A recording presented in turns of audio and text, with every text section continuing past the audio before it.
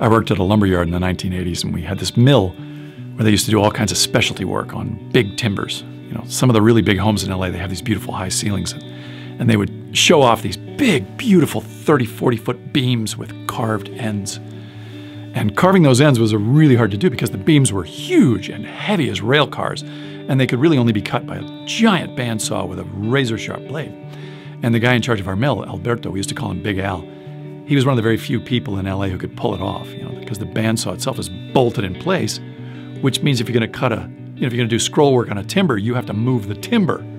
So it took 5 or 6 of us to move it around an inch at a time, while Big Al is using hand signals to, you know, twitch us this way and that, because we couldn't hear him over the noise of the saw. It was really delicate work, but at the same time, it takes a ton of muscle and teamwork, and most of all, it takes time. You can't just waltz into the yard and order it up and get it in an hour, okay? The mill's busy. But you know, contractors and developers, well, they're busy too.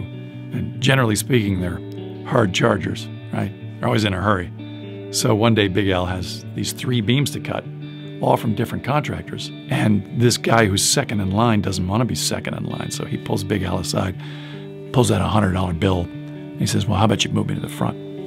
And wow, Big Al hands him his money back, and you know, no smile. And you could just see how Al found that really profoundly insulting. So, you know, you get your beam when you get it, was the message. A couple hours later, another one of the contractors, the guy who's third in line, he comes back to the mill, and he goes over to the table where they're filing the blades, and he drops off a case of beer and just starts to walk away. And Al says, you know, what's that for? And the guy says, well, it's Friday afternoon. I thought you guys might find a use for it. So Big Al looks at his watch, you know, it's pretty close to closing time.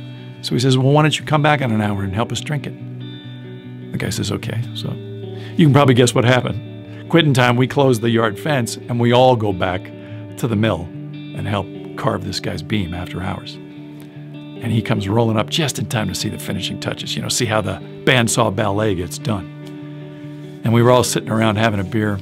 And oh, by the way, nobody opened a can of beer before that work was done. You know, because there was a lot of pride in that mill. But anyway, I said to Big Al, you know, we could have bought 7 times as much beer with that $100. Why didn't you take the money?